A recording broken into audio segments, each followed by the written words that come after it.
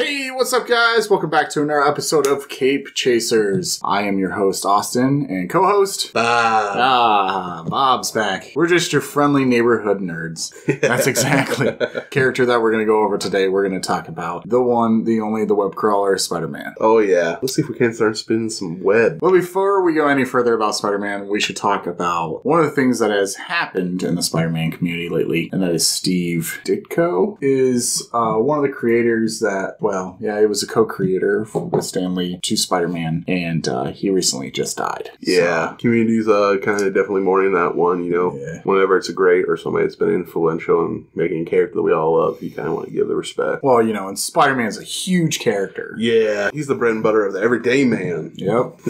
And photographers everywhere. Yeah. Are you a nerd in a shutterbug? Do you want to get chicks? Just get bit by a spider. So yeah, we just want to send our condolences and our thoughts to his family at this time. So, and thank him for bringing such a great character into this world of comic book nerdiness. Thank you. Thank you so much. All right, so moving forward. All right, so Spider-Man, the web crawler. When's the first time, Bob, that you've heard about the web crawler or seen? It was a gentle spring morning. I believe the year was 1990. Sun rose, and I was told to shut up and sit down. And I was at my grandmother's house, and out of nowhere, the old syndicated TV show comes on of Spider-Man. Spider-Man.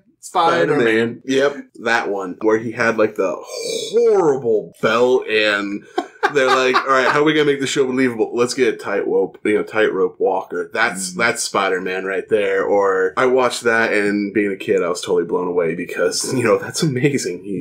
I need to know more about this. And that was back when, like I talked before, I had the crayons, I had the Marvel comic books. And I was like, hey, who's Spider-Man? And my dad was just kind of like, Spider-Man catches thieves just like flies. And I was like, all right, enough said. Moving on. So that's pretty much how I got into him. I mean, once again, it just kind of fed the beast, of me as a kid falling in love with comic books. So what about you? When was the first time you got that nice little note from your friendly neighborhood Spider-Man? Well, I'll never forget it, actually, because, okay, so I was more of the X-Men guy. Okay. A little bit when I was a kid watching the X-Men animated series, but my little brother soaked me into the Spider-Man animated series. Which they had an updated Spider-Man song that just blew the old one right out of the water.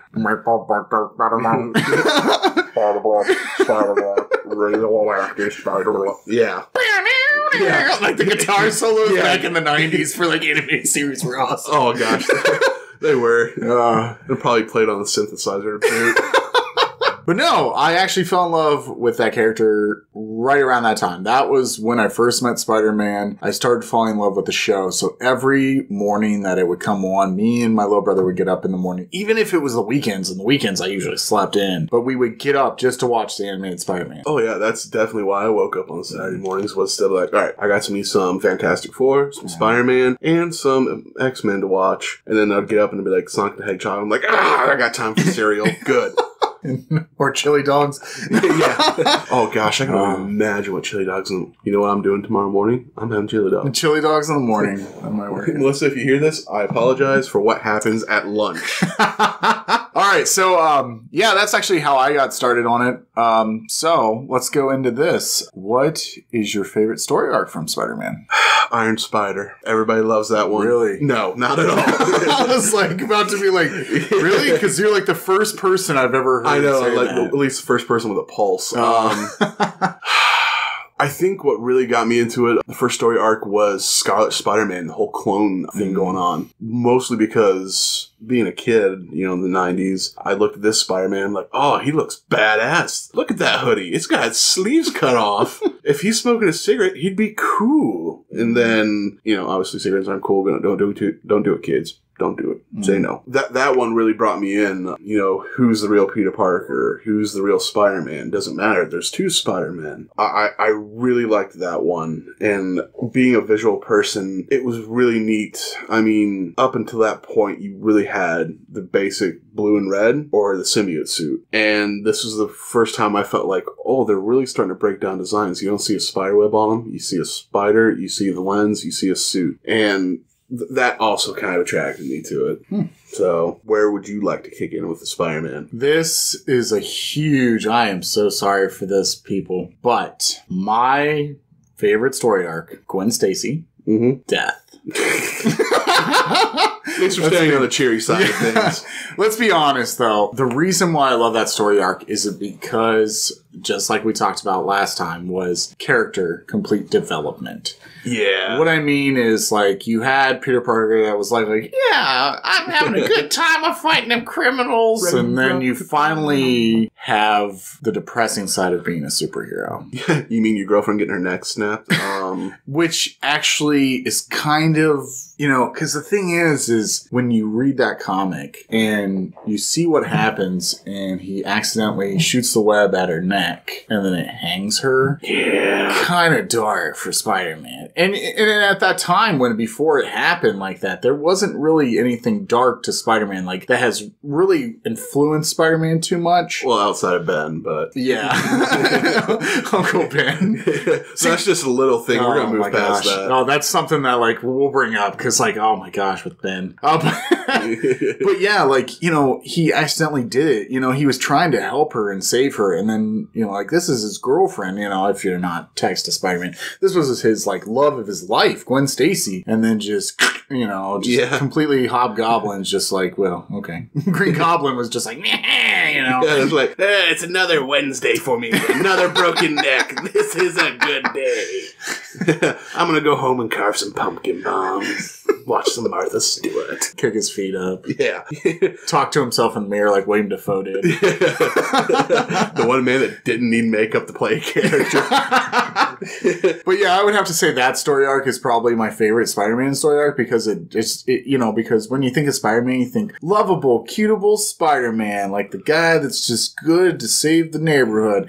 And then like something like that happens and it totally changes his mind completely. You're just like, wow, this is kind of dark. Well, since we're talking about some darkness and stuff, who's your favorite Spider-Man villain? Favorite Spider-Man villain? Yeah. Lizard. Yeah. I didn't expect that one. Really? Yeah. Really? Who did you think I was going to say? Oh, I thought you were going to totally go with like Venom or Green Goblin or, I mean, you kind of like that dabbling in the dark side kind of thing. Yeah, like, you know, the thing is I like Lizard as a character because the thing is most people don't realize that, like, he's actually Peter Parker's friend in a way. You know, if you watch the animated series, kind of, you know, Doc Connors or whatever his name is, I always forget. Yeah, you're right. It's Doc Connors. Is it Doc Connors? Like, yep. I thought it was, but I always get that mixed up with Dr. Octopus. You know? So, Doc Connors, you know, he like loses his arm and he's that kind of person that we are. If you lost an arm, let's take that for example. If you lost an arm and you had a way that you had the knowledge to try to make that grow back, would you do it? Is this a legitimate question? Yes, a legitimate question here. All right, this is going to be a little off cuff, but no, because I really want a robot arm. I did not see that coming. I thought you'd be like, no, because who doesn't want to be a one-armed badass? Like if tomorrow they're like, hey, we have this bionic arm, it can, you know, cut fries into drilling pieces, you know, it has a lighter, a can opener, and you know what? You get super strength. I'd probably have an axe accident. Yeah. I want that robot arm. Yeah. I mean, yeah, obviously you would. You'd be like, yeah, I'm going to get my arm back. I'm a geneticist. I can work with this stuff. I'm going to do it. And then you get the duckle injector of Mr. Hyde of a gecko. Yeah. But why I like that character and why he searches for that, it kind of relates to reality where, like, sometimes that we, as people, we kind of try to, you know, like, fix things that really we should get over. Like, he can't get over the fact that his arm is gone. Like, he's missing a part of himself. And what happened is he messed with it too much that made him, like, you know, the lizard he is. What I like about that character is one minute he's like, hey, Peter, I'm going to help you with this. Oh, your genetics are changing and stuff like that. Oh, you're turned into a real spider? Here, let me help you. And then, like, take 2 of these, call me in the morning. And then 20, you know, like 2 comic book issues later, he's like, it's like, let's poison New York. It's like, oh my gosh, what are we going to do? Well, let's look for a heat source. He's going to seek a heat source. Yeah, there is that nice duality there. It's, you have him like as a best friend, you have him as a lizard, and then you also feel bad for the guy. You really do. And that's the part, like, because he doesn't like being the lizard. Like, he says that, he's like, oh gosh, we got to fix this shit. Yeah. And it's like, yeah, I think that's one of the things you can't backpedal on is messing with your genetic structure. Well, at least not in our world. Yeah. But you, who's your favorite Spider-Man villain? You know, I'm twiddling with this cord and I'm trying to think. And I think it's because of the before-mentioned animated series. It's Venom.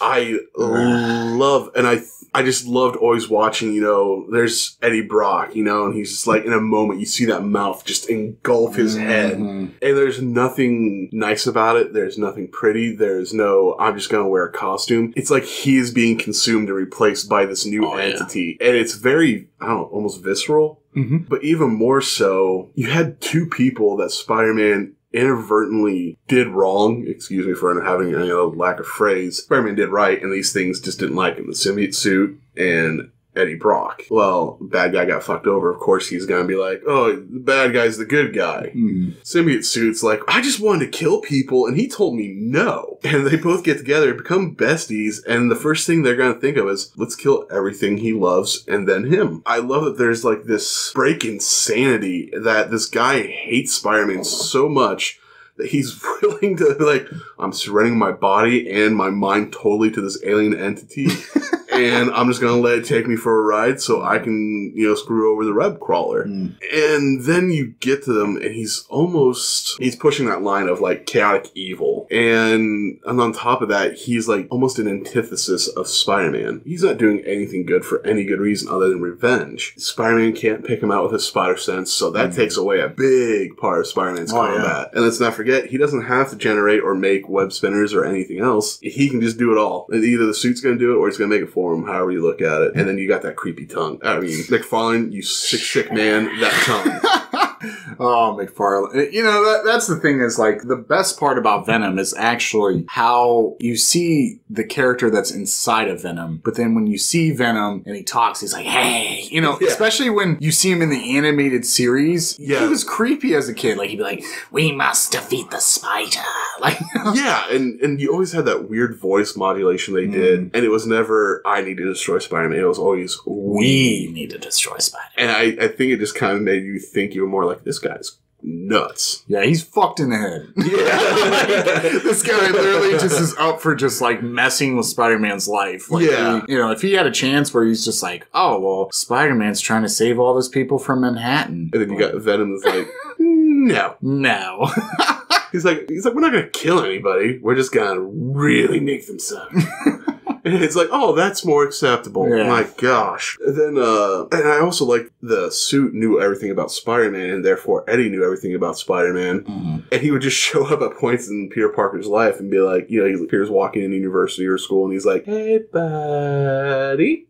And you're just like, man, he's invading every facet, and he keeps Spider-Man off kilter. Yeah. And I think that's the part I always liked. I mean, because Spider-Man always had a drop. He had a spider sense. Anything that was going to be bad, and then here comes Venom. Yeah. So, moving forward with this, let's do this one. This might be pretty cool. What's the worst Spider-Man villain? Mysterio. How dare you say that? Are you serious? You're touching buttons with me right now. Now, let's restate this. Okay, so Mysterio in Spider-Man universe, nah, I understand. I agree. Okay. But Mysterio in Old Man Logan was amazing. Yeah. Because literally him just being like, yeah, now all the X-Men are villains, and then totally warped his mind to murder all the X-Men. Yeah. Like, that's the Mysterio that should have been happening. And a little off subject here, but somewhat on part. With the next Spider-Man movie that they had been talking about, I thought Mysterio was thrown around in the discussion. I'm like, if they can take the Vulture and make him that much of an appealing villain in the Marvel Cinematic Universe, I would be absolutely alright with them trying to take a whack at Mysterio. We'll see also, too, is they've set up a couple villains on Spider-Man Homecoming.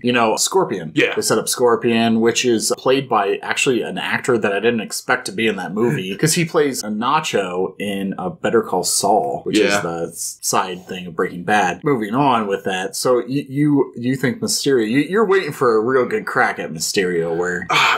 every time I see Mysterio, he's like one of those kooky characters. You got Toyman in DC, and, it's like, he's gonna be a novelty more than he's gonna be a villain. And that's how I always felt with Mysterio and me. Like, I was always like, he's got a fish dome, he's got special effects. Smack him upside his fishbowl head, take him to prison, and never worry about him again, because he's nothing. I mean, Scorpion, I guess he has the suit, but at least he's got a scorpion tail. Mysterio's got, like, a quilted northern outfit and a salad bowl on top of his head. And that's the part I was always just like, he's just not maybe it's because I was never threatened by him. I always thought he looked funny, and I was never scared of him, so maybe I never took him serious. Well, see, if I was going to go that way, I'd have to say I'd have to change my vote on some things. If this was about 3 years ago and you asked me who the worst villain was, I would have said Vulture. Just because the original Vulture was like this old man that actually lived in his own nest and literally would suck people's youth out of them. Yes, folks, you heard it here. If you've watched Spider-Man Homecoming and you're new to this and you've just heard me correctly, the Spider-Man comic, he would come down and be like, and suck out your youth. It was terrible. It's like having parents with wings. Yeah. It's true. Like 3 years ago, if you would have asked me, I would have said that. Yeah. Then, you got Michael Keaton coming in and just totally revamping. Made Vulture who he should. And, that's one of the best. I think Michael Keaton is Vulture in that film, even though he's Birdman too. Yeah. So like he's staying with the avian theme. He went from Batman to Birdman to Vulture. Yeah, who's he gonna do next? Oh my gosh, you know what? I'm just sitting here thinking, and I can't think of a good. You know what would be awesome if they ever had him play an Alfred. I think he'd be okay at that. All right. Anyways, Spider-Man. But if I had to put worst villain now, I'd probably have to say Shocker. Shocker's just a little ridiculous to me. The name even. It sounds like he's gonna show you his dick more than he's gonna do anything. Or some type of sexual thing that he does with his hands. Yeah. It's like, I'm more unsettled than shocked. Yeah. But yeah, I didn't really care too much for him, even in the animated series when I watched it, where he had the little cuffs and he's like, He was another one. He just visually wasn't imposing. He looked like a quilt with Uber vibrators on his arm, I mean... Well, see, that one's just a little ridiculous. I just didn't like him. I just thought his art style was... It looked like he was a very bad lad.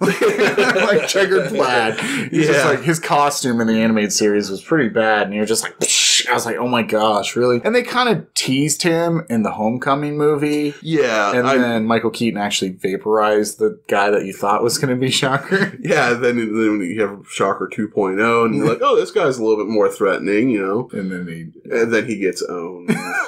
Like a Shocker should. Shocker should. But there's really a lot of interesting villains in Spider-Man. Oh, yeah. I mean, you have Green Goblin 1 through 20? I don't know. But Green Goblin, I think that's Spider-Man and Green Goblin is like Batman and Joker. Yep. I mean, lawful good, chaotic evil.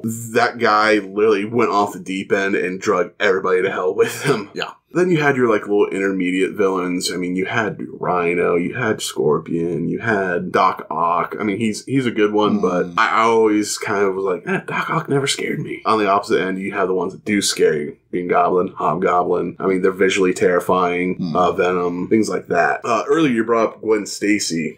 So I've always kind of talked about in the Spider-Man world, you're on certain teams. You got Gwen Stacy team, or you got your Mary Jane team. Which one did you vote for? Mary Jane. Mary Jane? The reason why is Mary Jane's a better character, in my opinion. She actually, her story arc gets really, really weird. It did. Yeah, it gets to a point where I'm pretty sure she has powers. Well, so did Gwen in the Spider-Verse. Yeah, oh yeah, that's right. I forgot about Gwen. Because she became, she had a white. Yeah, that white and pink. Which wasn't too bad. But I liked Mary Jane as a character, and I think the reason why I like Mary Jane better as a character is probably her catchfright. Because, go get him, Tiger. Seriously, every time you always heard that, because, in the animated series all the time, you just loved it when, something was, terrorizing. She would, Peter's with her, and she knows who Peter is at that time. Yeah. And, he's like, I gotta go. And she's like, go get him, Tiger. And he just swings off. I'm like, yeah, kick his ass. But she's giving him a reason to come home. Yeah. Some of that red pootang. Yeah. But no, I would have to say Mary Jane. I like Gwen Stacy as a person. I like her as a character, but I just, nah. Yeah, you look. I feel the same way. I'm Mary Jane. I liked Gwen. I liked how the dynamic of them played, because intellectually, I think Gwen was on par with Peter, but she wasn't the person that he needed. We could talk about relationships, and we're not. But Mary Jane seems like she's the one that kind of completes Peter in that aspect. He's never been a tenacious person. Yeah. When he puts on the cowl, I think one of the best things I've ever seen, I forget, I think it was maybe Ultimate Spider-Man. As soon as he puts on that cowl, it's like a nervous reaction. It's how he copes with the stresses that he becomes a mouthy little bastard. Mm-hmm. Because when he takes it off, he's still just Peter. He grew up getting his ass kicked. You don't beat a dog for its whole life, and all of a sudden it's going to turn out to be Rin Tin Tin. Yeah. And Mary Jane was always kind of that nice kind of counterpart. She was always, at least in most story arcs, she was an outgoing person. She was, everyone looked at her always. And she could kind of play like the perfect opposite, but completion for Peter. And that part I always liked about her. Not to mention, it seemed like 9 times out of 10, she was always supportive of Peter. She's like, you want to be a Spider-Man? You go be a Spider-Man. Mm-hmm. You go kick some ass at Spider-Man. Yeah, and it's really hard to have, like most characters that are part of comic books, to have a supportive woman beside you is really rare sometimes. Yeah, because if my wife was like, I'm going to go be a superhero, I'd be like, done. Here's the ring. I'm not getting this shit. There's not going to be some supervillain knocking on my door trying to blow up this house. Well, Karen Page was that way with Daredevil. Right, and honestly, I understand her perspective on it. Getting your ass kicked every night and stuff like that. Yeah. It really work out. You got enough problems to worry about in the world. Why you add supervillains to it? Exactly. But so moving forward with that, what is one of the most disappointing parts about Spider-Man you don't like? One of the most disappointing parts of Spider-Man? Here, I'll go first. All right. Okay, you ready for this? All right. Spider-Man 3. Spider-Man 3. Oh my gosh. I was going to have a different answer, but I might change it now. That movie gave me chronic diarrhea. That movie is chronic diarrhea. It seriously does. Because, so... What the fuck happened to Sam Raimi? I mean... I don't know. Because, first two, great. I loved Sam Raimi. Sam Raimi did, Evil Dead. He had that corny campiness. And, and he's still good now. He did the Ash vs. Evil Dead series, and it's really good. Yeah. And then they canceled it, of course, because, how long can you play that character? My hopes were forever. Yeah. Well, Bruce Campbell doesn't want to be stuck around, which is really cool because Bruce Campbell's in every that's Spider-Man because film. Him and Sam Raimi, the Raimi brothers, I mean, they're buddies. Yeah. I think they have that hetero life mate thing that Kevin Smith has talked about in the past. with Jason Mewes. Yeah. The thing was, with Spider-Man 3 was such a disappointment because I think what failed it from the get-go was when they came out and they're like, all right, we're going to put Venom in here. Yeah, they kind of just threw that at you. I even have something I could talk about later on, but the theory is the more villains you add to a movie arc, the worse it gets. I believe that too. I think usually the max you can pull off is 2, and it's even hard. It's hard then. Because the third Spider-Man movie, I agree with you, piece of shit, but the part I loved was when the Sandman was gathering himself back up for the first time. Cinematically, I loved that shot. The rest of it, who the hell is going to hire Topher Grace to play Venom? No one is. You stupid, who's gonna be who watched that 70s show and was that guy's the Venom? Yeah. That guy is. Now, bringing it forward, Tom Hardy is playing Venom now. Yeah. He has the build that I want, but I just don't see him playing Venom correctly to me. The part I have an issue with it is I don't see Spider-Man in that movie. How are you gonna have a Venom without a Spider-Man? I agree 100%. There is no way that you should do a movie without Spider-Man when you have Venom in it. And even then, if they're going to be trying to pull off an Agent Venom, I think that's going to be a hard sell because you got Eddie Brock playing Flash Thompson's version of Venom. And I'm just sitting there going, I'm going to go see it just to see how the hell they do it. Well, of course. But now my biggest letdown, Andrew Garfield. Ooh, here's the deal. I'm going to be real honest about that. Right. So why is the reason you don't like Andrew Garfield? Going back to what I talk about Peter Parker, I kind of expect him to be a little browbeat. With Garfield, even though he tried to play I'm just the quiet, nerdy guy in the corner, he still didn't have the character right in mind. The way he carried himself, the way he talked, there just wasn't something there I liked. And then when he tried to do the witty off-the-cuff, teasing of the villains, it didn't feel as natural. Same with Tobey Maguire. I love Tobey Maguire as Peter Parker, but his delivery for the off-the-cuff lines wasn't there for me. Now, with Tommy Boy... Yeah, Tom Holland. I liked him on both facets. He seemed like an uncoordinated, unpopular teen. The thing that kind of got me was he kind of was off the wall when he was just regular Peter, and it got worse when he got the costume on, and I think it's just because the situations were escalated. Yeah. But Andrew Garfield, I just was really let down by the performance. Kind of excited to see Douglas as, Uncle Ben, but yeah, it never, ever clicked hard with me, and I think that's what maybe the problem the audience had with it. See, the thing is with Andrew, in my opinion, I always do this. Tobey Maguire played a great Peter Parker. Yeah. Terrible Spider-Man. Andrew Garfield, terrible Peter Parker. Spider-Man, I like that character, they finally brought in the cockiness of Spider-Man that I wanted, but he didn't deliver it right. Tom Holland, on the other hand, he feels like this Spider-Man that's like so young and just like, I don't know what I'm doing. You know? Yeah. So, and you know, that's how you should feel. You're a high schooler. You just got bit by a radioactive spider. And I liked that. Listen here, Hollywood. I liked that in Spider-Man Homecoming, we didn't have to have a whole freaking origin story. No kidding. To figure out that he was bitten by a radioactive spider. I just like how they just touched it. Like, yeah, I got bit by a radioactive spider. Yeah, I mean, at least with Amazing Spider-Man, they were like, all right, we're not going to say with great power comes great responsibility. Yep. They were smart enough to leave that out, because if they did, I probably would have puked in the theaters then and been like, oh my god, how many times have I heard that line? And then with Spider-Man Homecoming, somebody somewhere had the brilliant idea, like you said, do we really have to tell the story all over again? Yeah. I mean, it was a great move. You're just thrown into it like you almost felt like you were the kid. You're being thrown into the middle of it. Well, see, that's like how they should do it with Batman, because you know that origin story. You know Batman's parents were freaking murdered. Like, yeah. You know, we knew this. You don't have to keep filming it. And they filmed it so many times that you're just like, stop. We don't need to see Tom Wayne and Martha Wayne being murdered. Like, you know, over and over. I know you like his Zack Snyder, but you need to stop. Yeah. Or like with Superman, I mean, with The Man of Steel, one of the things, it was neat to see the flashbacks because Kevin Spacey was a great part of that movie. Yeah, I'm glad I guess they did do a backstory because they did show Krypton, but at least they showed it like an explored Krypton, not just like, you know, Jor-El and Lara standing there going, hi, boom. You know, Are we talking about Man of Steel? Yeah. Oh, I said Kevin Spacey. Oh, I'm sorry. Oh my gosh. Oh my gosh. Oh, it's, I always forget. All you can think of is Kevin Spacey now, isn't it? No, it's, wow, he played in Postman, all that. Kevin Costner. Dang it. Yeah. Because I was like, Spacey did play in the Superman film. That was Superman Returns. Yeah. Yeah. That's another thing about comic books. You get so much up there that... Anyways, I guess we should get back on the Spider-Man jam. Yeah, it was great to not have that origin story there. Not to mention, how much storyline can you develop now that you're throwing out half the origin? Half the diluted shit that we've seen so much. Yeah. Because we're finally seeing characters. I was kind of shocked with Vultures. You know, like... Yeah. A lot of people didn't expect Vulture to be good, but I think the twist in the middle of Homecoming really makes Vulture the person he is. Especially when Kevin just looks right behind him.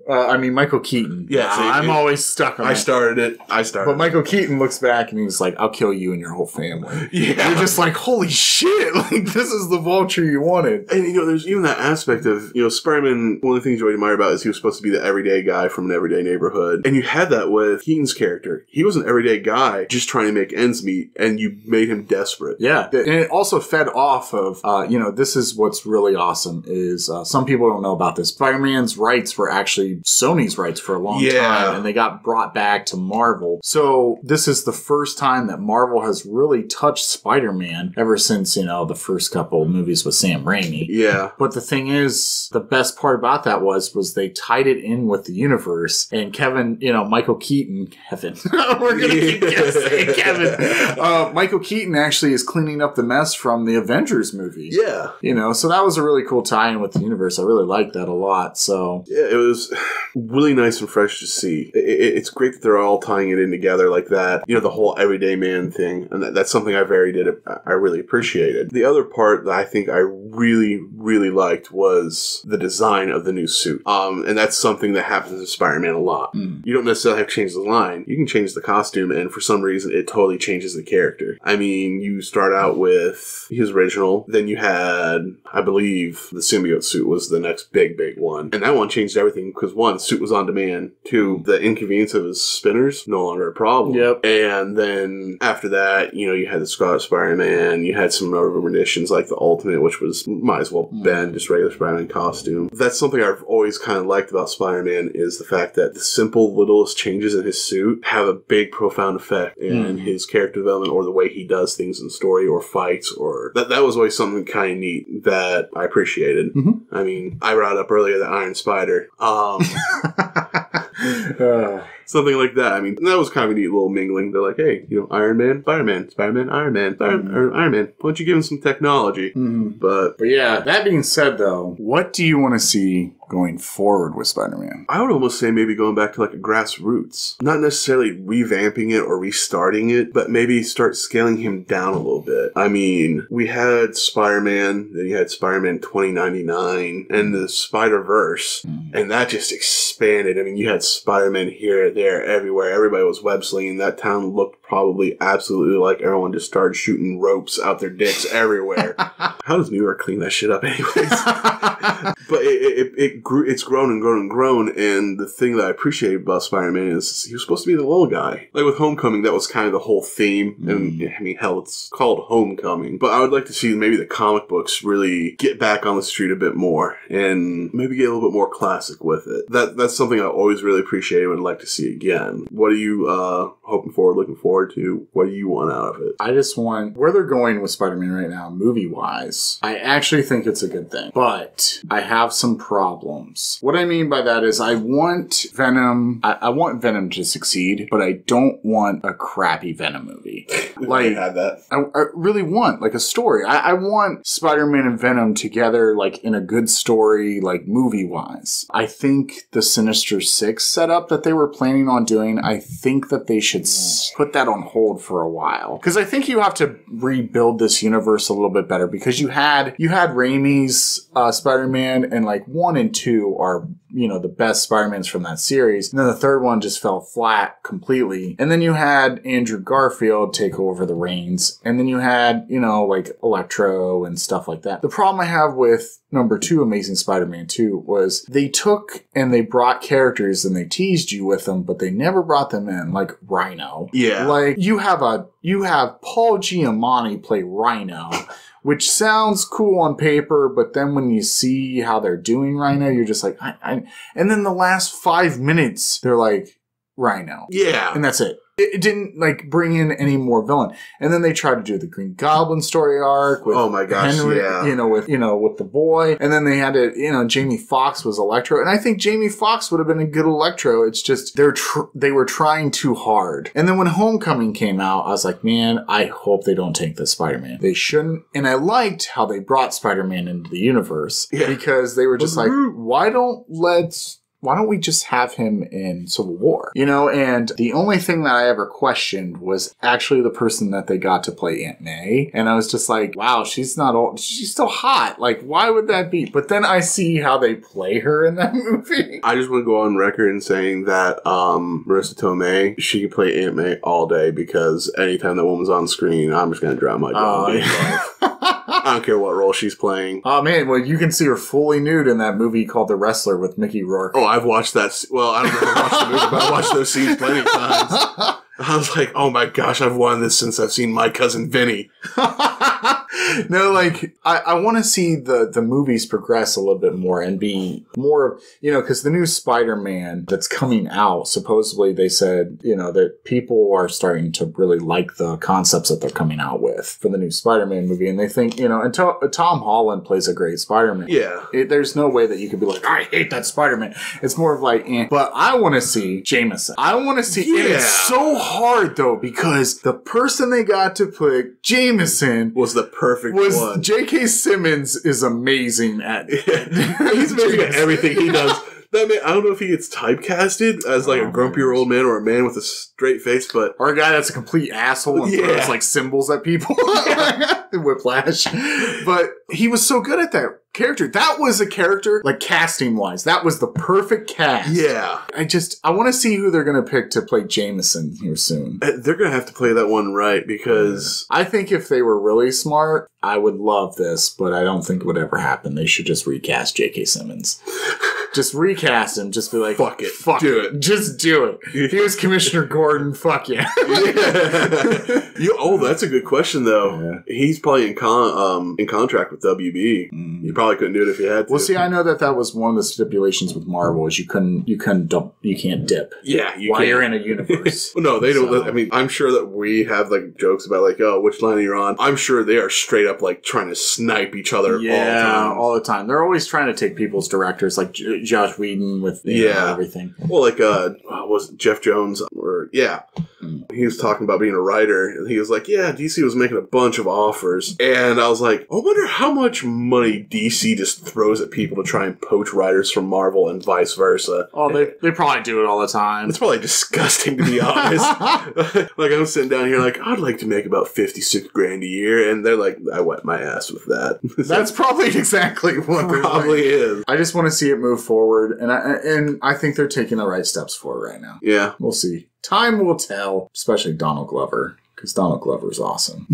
I liked him as Miles Morales. Then I'd like to see probably Deadpool team up with Spider-Man. Oh, that would be fun. I think that would be like a little lot of cameo. fun. I mean, are we allowed to talk about spoilers? Can we do spoilers at all? You know what? It's been a while now. This episode's going to come out probably right around... Deadpool's been around for a while now, so... I think my favorite cameo in the second Deadpool was the X-Men.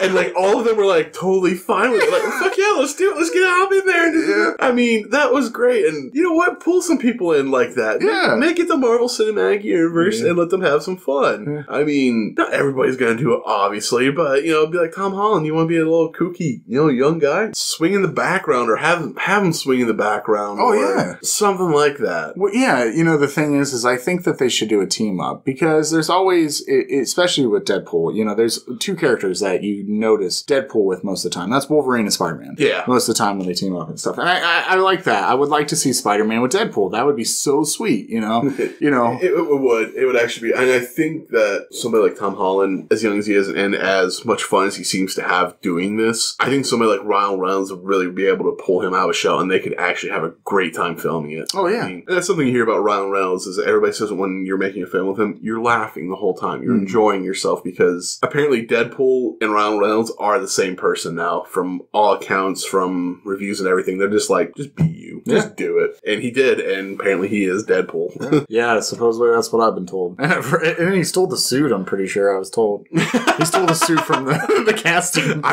Dude, the best Marvel story I heard was, I think it was on Conan O'Brien. Patrick Stewart said the first filming of the X-Men, he had the motorized wheelchair, and his lawyer bought it. And it came time to do the second one. They're like, that was actually an expensive chair because they actually tailor-made it to all his proportions because they're like, you're going to be sitting down the whole time. We want you to be comfortable. So it was ergodynamic. And they contacted his lawyer and said, hey, can we buy it back? And he goes, no, but I'll rent it to you. And I was like, that's like the best lawyer in the world. Yeah. But yeah, just something that just reminded me of that. That's played in a Marvel movie. I'd steal everything. All right, so yeah, that was our episode of Spider-Man. I'm excited. Cape Chasers episode 2. This is pretty sweet. I'm liking this so far. Oh yeah, yeah, good. Couple things, just a little advertisement. Make sure you like Classy Nerd Talk, all of our social media and stuff. Keeps up to date. Be part of our community. We talk about Spider-Man, a whole bunch of stuff. Actually, it's really ridiculous and really cool. But we'll see you guys next episode. I was thinking, maybe next episode we might just talk about Deadpool. Yeah, because we were just talking about Deadpool. Yeah, let's do it. And it'd be perfect because I'm pretty sure around that time we're actually going to have Deadpool 2 on DVD. Yeah. Or Blu-ray, whatever. Or 4K or HD DVD. HD DVDs. On electronic devices with very long initials. Yeah, there we go. All right, keep chasing people. Yeah, keep chasing.